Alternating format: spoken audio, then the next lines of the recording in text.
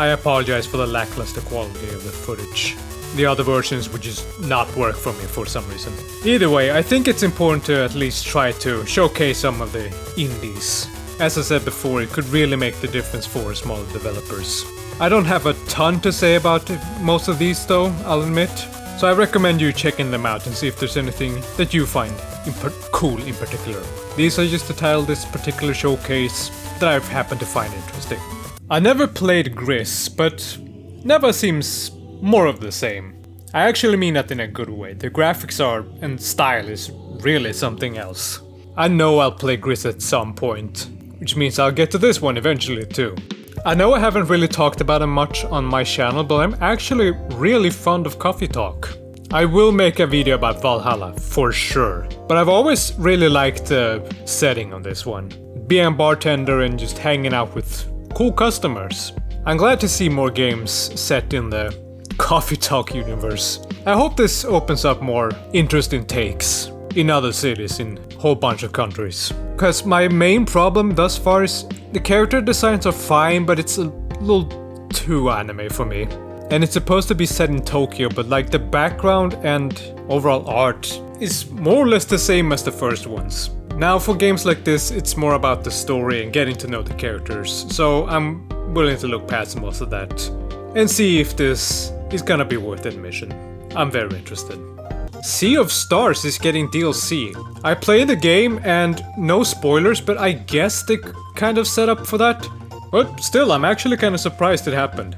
This might be pretty cool. I like the first game, so I'll probably check this one out. Before going to the next game, remember, just because I don't really talk much about a game that you happen to be interested in, doesn't mean that I think it sucks or that I'm technically not even interested in it. I just oftentimes don't have a lot to say about them. And especially with these indies, they're just oozing with style. Even if I won't probably check out most of these games, I do really enjoy the trailers. Now real quick about this Pico Park thing, if I had a lot of friends, I'd probably play this. It seems ridiculous, but my kind of fun. Just to test just how coordinated you are with your friends. Maybe a bit of a streamer filler game, but that doesn't necessarily mean it's bad. So maybe one day. You know what's funny? To this day, I've never played Shovel Knight. I know I really should. I want to, but I just haven't gotten into it. And now there's even more content, so why the hell not? I'm really shocked they didn't showcase more of it. Just 5 seconds in one montage. Speaking of that montage, Metal Slug Tactics? I never expected to see that, but let's see how that goes. Every time I see footage from Pizza Tower, I'm like, why have I not played this? I love Wario Land. I don't have an answer for you, but I'm definitely gonna check out one version of this. At some damn point. It's really fun and chaotic. Right up my damn alley. I didn't know there was a Goat Simulator 2. That's basically all I have to say about it, but it seems extremely ridiculous. I've yet to try it, but maybe it's too much. I'll see eventually, I guess. Wow, I genuinely forgot about Worms. I don't know what anniversary they're doing and why it's just a 5-second showcase in a montage again, but I like it. Port more Worms games is what I'm saying. Oh hell yeah, more Capcom pouring their shit to modern consoles. Even stuff that nobody really seems to care about, like Capcom vs SNK 1 or the Capcom Fighting Jam. Capcom vs SNK 2 makes sense, of course, because that's the one I imagine most people want to see, other than just straight up Capcom vs SNK 3. Despite them being on a port spree recently, I'm still kind of glad and also surprised that this happened. Mostly because of the licensing with SNK, but seeing how they just seem to casually coexist in the same universe now with Maya and Terry in Street Fighter 6, then I'd say this is pretty cool. Personally, I'm more happy with, should we say, smaller crossovers, like just casual ones, like how Akuma is just in a Tekken game instead of just straight up making two franchises against each other. Or as I said, Terry and Mai in Street Fighter 6. I don't know, I guess I prefer that. Like, don't make a huge deal out of it, just have it casually coexist. Though I'll admit, if they announce Capcom vs SNK 3, yeah, I'd be excited.